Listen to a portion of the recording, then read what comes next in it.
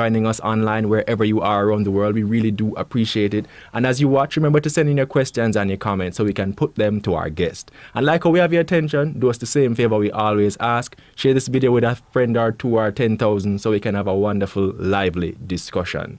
Now, fact number one, Jamaica is one of the most beautiful countries in the world. That is not up for debate.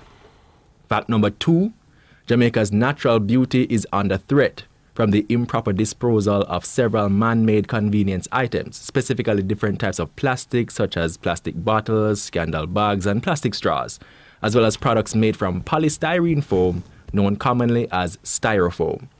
Our government has taken a bold and somewhat controversial step to try and curb the challenges being caused by these non-biodegradable waste items, a phased banning of some plastics and styrofoam over the next 3 years.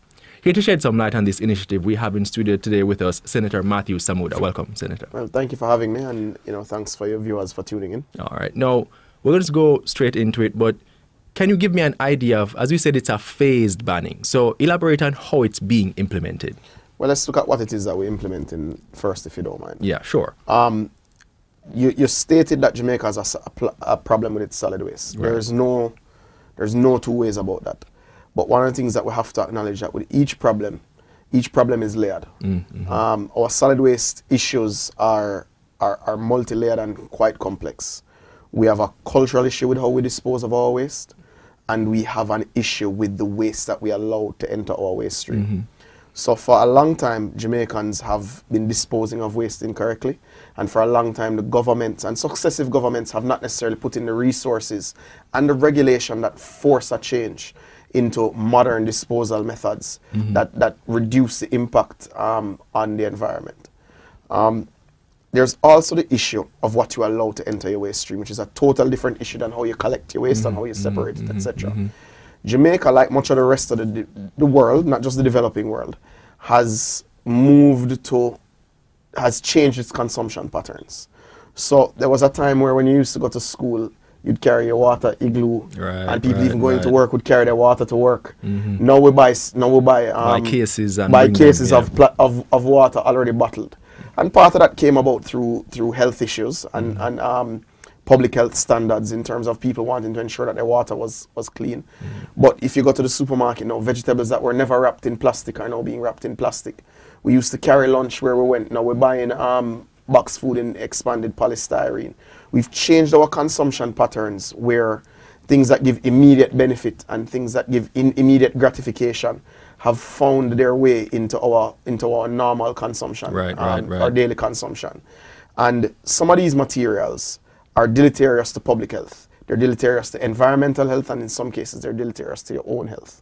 The government is taking a firm look and a solid look at its total waste management the scope of the problem. So whereas we're looking at the logistics needs to be able to collect all of our waste, we're also looking at what we allow to be waste, which is how this measure and this discussion came about. So in 2016, the upper house of the parliament passed a measure to look at how to implement a ban on single-use plastic bags, styrofoam containers, and eventually the conversation moved to straws.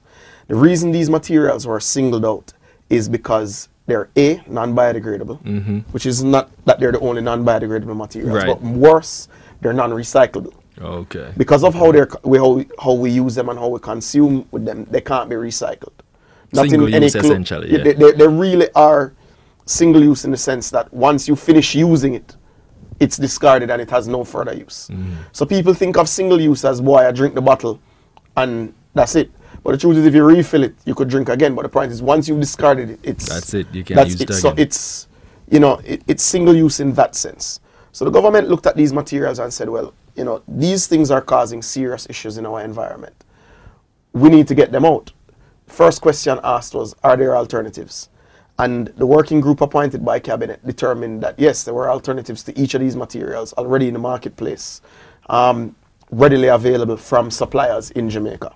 That's a question I'm going to come to later. So, availability of alternatives. And I'll get back to that in a little bit. So the working group identified alternatives already in the marketplace. The working group also clearly acknowledged that those alternatives would have to be upsized in terms of their supply, because you needed an industrial scale replacement to these materials if you're cutting something that is regularly consumed by all Jamaicans. The other thing that we looked at was what was the economic impact or potential fallout of removing these items. Right. So that's a whole other issue itself in terms of straws were deemed to be negligible impact. The fact is only one company locally produces them, and it is 0.04% of their total earnings. It was negligible. Okay. So there was no impact to Jamaican jobs on straws.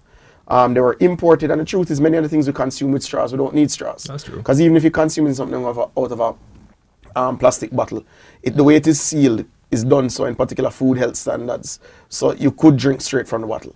Okay. So, but you those have Tetra Pak type thing, because you think that's the first thing people always tell you not to do that. You know what I mean? But well, Tetra Pak cases, there's an exemption with Tetra Pak cases which goes till 2021. So there are limited exemptions to how we've considered this. So which is why it's done on a phased basis, because the government acknowledged that you couldn't wake up tomorrow morning and cut these things.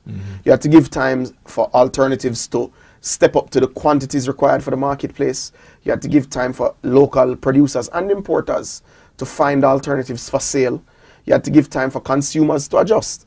So we've given those the necessary time, we feel, between, because we look at it that we started the discussion publicly in 2016. I mean, some people figuring that the time is not enough, though. You have some manufacturers or even distribution companies who feel like the time is too short and they might want a little bit of an extension. How do you respond to them? You know, I'm 34, right? So I look at the plastic problem as a new problem. Because when I was in high school, and I'll give you exact, I left Campion in 2002 from Upper 6. And the first time Styrofoam entered my high school was in 2002. So these aren't age-old 50-year, 100-year problems. But the fact is the government started this discussion in 2016. Next year makes 3 years. So this has been, and I have all the newspaper clippings, all the media clippings, all the audio clippings. This has been in the public domain for 3 years. That's 10% of my life. So if 10% of my life isn't long enough to facilitate a change, then we have a serious problem. Right. So I reject that categorically. The fact is, some of these materials shouldn't have entered our waste space in the first place. There's a study that I'd encourage all Jamaicans who have the time to go and take a look at. It's the UN Environmental Program study on plastics. It came out in May 2018. It did an analysis of plastic bags and styrofoam, as well as other plastic materials. In the case of styrofoam, it basically said that scientifically provable styrofoam is carcinogenic. Okay. Styrofoam. So why is it? I mean, it begs the question. But I guess you just mentioned the point that it should not have been allowed in our country in the first place. However, we are where we are, and even to phase that out takes time, right? Because you have to make sure that there's enough of the alternatives. So even though there are alternatives, you have to make sure there's enough of the alternatives in the marketplace when it's removed, which is what the time allows for. It also allows the time for the local manufacturers to retool. So that time had to be allowed. So it begs the question for me: what levels of consultations were exercised before the ban was done? Because naturally, you said it was in the process for 3 years. But talk to me about how that was executed. So at the end of 2016, the cabinet appointed a working group chaired by Dr. Paris Leoai to look at the implementation mechanism. That working group included members of the JMEA, PSOJ, NSWMA. I mean, every government agency to do with waste management or the environment. It included environmentalists. And it opened up in 2017 for public comment. You had over 70 submissions by groups, by businesses, by media, by all sorts of people who said, we're not going to, or we suggest this, or this is how you do it. And that was advertised in the public press. So the public had a chance in 2017 to comment. The government took those recommendations and that report from the working group in September 2017. The cabinet considered it and said there were some gaps. The cabinet then instructed Minister Vaz to go out and speak to JMEA, the manufacturers that would be affected, the retail trade that uses some of these materials, and everybody. And that consultation process took 1 year. 1 year, okay. So the ban was announced September 17th of this year. This coming from a discussion that started in March 2016. So that's not the issue. People, anything that involves consumption change and cultural change will always lead to some level of discomfort. That's true. But a government is not going to always make comfortable decisions. You make decisions based on the information that's before you. And the fact that these materials are harming the environment which is harming our economic prospects. It's harming our long-term sustainable prospects. And it's harming personal health. So the government would be derelict in not acting. All right, we have a question online from Diana McPherson. Well, let's big up Abraham Hines, who's bigging us up on Thanksgiving. Appreciate it, Abraham. Really appreciate that. Diana McPherson is asking, Senator, good day. When I look in the drains, what I see is mostly plastic bottles. What are the initiatives aggressively being pushed to deal with plastic bottles? So, as I said, we're looking at the waste management problem holistically. Plastic bottles, you could say, fit into the first category. They're non-biodegradable, which is an X. However, they are recyclable. Okay, yes. So the same treatment couldn't be applied or shouldn't be applied to plastic bottles. So the plan that the government has is that the government in 2019 will launch a deposit scheme on plastic bottles, much like the deposit scheme that we'd have grown up being used to on glass bottles. We expect this to target over 5 years, 85% of the bottles that are produced to be brought in by consumers because they'll have a financial value attached to them. The final details of how that will be implemented are being worked out. In fact, I have a meeting after this, which is why I have to leave shortly to look at that. But very early, I'd say in Q1 2019, we're going to announce the details of how that deposit scheme will be rolled out. There's some legislation that has to go along with it, so we're ensuring that all our ducks are in a row before we go to the country. There's also going to be an allocation for bottles that are already in the system. Because there's several 100 million bottles already in the system. So we're going to put out some money through the whole program that goes out to communities, lower income spaces, which basically functions as a cleanup effort. So people will be able to bring back those old bottles where the deposit wasn't collected and actually collect some money. Not at the same rate as the new bottles. Yeah, of course. But the fact is it will start to reduce visibly, we figure by 2020, the plastic that is there. Now, if you consider also that 15% of our waste is plastic based, if you're incentivizing a large part of that 15% to be brought back by consumers, you start to take pressure off of NSWMA as well. So there's benefits all the way around.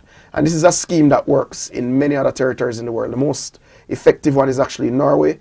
They collect up to 92% of their bottles back. All right. So we're looking at their model and trying to pattern it. I want to go into what some of the things that it won't apply to, because I mean, when you hear plastic ban, people tend to think wide scale, and as we mentioned, it is a phased implementation. So let's just clarify what specifically are the things being targeted under the ban, and what does it not apply to as well. Let's look at what we're targeting. We're targeting single-use plastic bags under 24 inches by 24 inches, because that allows people to still buy garbage bags to carry their waste. Because the fact is, we need some of those from a public health standpoint. There are exemptions for bags that are used for food safety. So, for instance, meat. You don't want people touching up your meat in the supermarket. Of course not, definitely. Bread likewise and baked goods. So those bags are exempt. It's the single bags that when you go to a supermarket or a wholesaler or a corner shop or a gas station that are given to you to carry your goods. Basically, scandal In bags. essence, what we're saying is either retailers buy paper bags or consumers get used to carrying reusable bags with them. All right. And so, because bags are one of the major things that clog your drains. Exactly, definitely. Bottles don't really clog your drains in that sort of way. It's really the bags that become, that kind of stretch across the drain when silt gets caught in them. And that's what blocks your drains. All right. And as it relates to plastic straws as well, that's just a full ban. Plastic straws is a full ban. As at January 1st, people can use paper straws, they can use bamboo straws, they can use, I saw wheat straws on the weekend. And the fact is, where you don't need a straw, don't use one. And what the polystyrene All right, foam. so polystyrene, expanded polystyrene foam is a scientific term. Yeah. That goes over a phase basis. We're curtailing the imports as of January 1, 2019. That allows an extra year for the local manufacturers to reduce their carrying stock of raw materials with the market to themselves while giving them time to retool for other materials. So January 1, 2020 is when Styrofoam goes. Fully gone. Right. All right. But as it relates to Tetra Pak juices, which have straws attached to them, those straws are attached through the manufacturing process. And it's done by a company that has global footprint, etc. They're not going to change the machine purely for Jamaica's regulation. Of course not, yeah. They, however, are facing this in other territories. So we expect that they will be ready for those changes in January 2021. So those straws will actually either be paper straws on Tetra Pak and juice pouch containers by 2021, or they'll have spouts. All right. Another question. Well, comment here from Queen Kira Clark online. She says, "Start with the schools. # more environmentalist." So, is there a way to incorporate this movement into our schools, primary, high school, that kind of thing? So we started a program last year, which was announced. That, you know, sometimes if you read the news, things are announced every day. Yeah, People don't necessarily keep up yeah. with the results of it. But there was a program launched last year through Jamaica Recycling Partners in a partnership with Ministry of Education, where we've gone into 50 primary schools. Those 50 schools have been given environmental wardens. They've been given bins to separate their waste. They've been entered into song contests to tell people why they should separate the thing. And plastic waste is being collected from them. Now you have just over 950 public schools. The truth is we need to roll this out in all of them. But this was done as a test tube case to be able to show A, the amount of waste that you collect from these schools, and B, to ensure that those children go back to their houses and into their communities and say, no, mommy, know that we don't need to handle our waste like this. Plastic, that kind so of there thing, is a program, but it needs to be upsized to reach out to all of our children.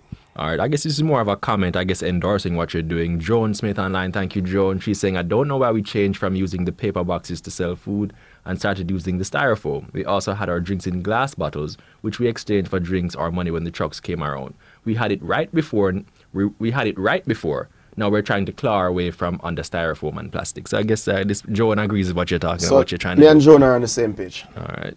Now, let me ask you, let's talk about the alternatives, because you said you looked into it and alternatives are available. So let's move to that, and then I guess we can get our finals, because Sure. I know you have to leave. So talk to us about alternatives. Well, the companies that import straws also import paper straws, they import bamboo straws, and they import wheat straws and other materials. Are they accessible though? I mean, is it like pie in the sky? Say, yeah, they import it, but is it reasonable or economically feasible to roll Well, a lot them of the things we use straws for, we don't need. Okay.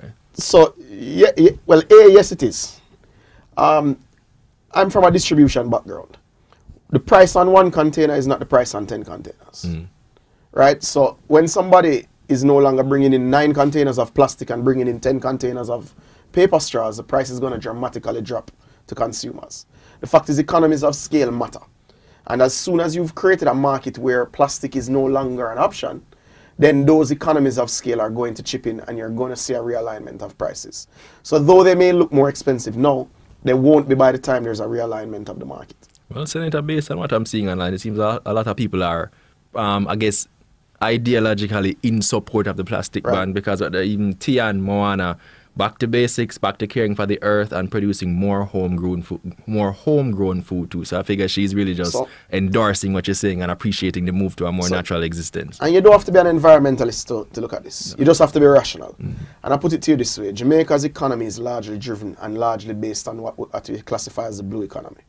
We're an island state. We're 24 times larger in the water than we are on land, right? Tourism is driven largely by our coastal communities, and our fisheries are a major part of our development and our national life, right? The fact is, there is no such thing as garbage tourism, and you can't sell a degraded environment to tourists. It just doesn't work, right? Definitely. And fishermen have never caught a plastic bottle and been able to sell it. Exactly. So let's not fool ourselves. There's an economic reason for us taking hold of how we manage our solid waste, and it is an urgent economic reason. All right, I'm going to just give you the final word to just look in the camera and talk to the public, let them understand what you're doing and why the government is taking this stance, this bold and I guess somewhat controversial stance, and look down the road as to what our ultimate objective is. So, you know, it's easy to be, we were discussing it earlier, it's easy to be cynical in Jamaica. Very easy. We haven't achieved everything that we should have. However, in the search for that achievement and that economic development, has to be an acknowledgement that economic development does not have to equal environmental degradation. And, you know, environmental protection doesn't have to equal economic stagnation. The government is very clear on this and very deliberate in the fact that it is not going to destroy Jamaica for our children and for our grandchildren. So we've taken some steps. This is not the only one. We've done things like the cockpit country boundaries, we've blocked development on Goat Islands, we've put in 14 forestry orders that protect almost 30% of our land mass from development and you know, against deforestation. This is a government that is green, pardon the pun, and we're protecting the country for our children, we're ensuring that it, you know, it's like your parents would have seen it, and it's like we would have seen it when we carry our children around. All right, great. So our senator has to go. So that means we're going to have to move into our wrap. Thanks to everyone who tuned into our discussion. We really do appreciate it, especially those of you who sent in questions and comments. Now, and if you have a question, feel free to send it, write it down, post it under the video as well. We will be going through afterwards, and we'll be able to get in contact with Senator, and hopefully, if we can't answer it, we'll get in contact with the relevant persons and try to answer it as best as possible. Remember, our audience plays a major part in our show, and if there's anyone in particular that you'd like to see us have in studio, let us know, and we'll try our best to have them in studio as soon as possible. Don't forget to follow us on Facebook and Twitter at Jamaica Information Service to see who will be in studio next. We do this every Thursday live on Facebook. I've been your host, Vaughn Davis, and this has been Studio 58A Live. Thank you again for joining us, and please have a wonderful day. Thanks for having me.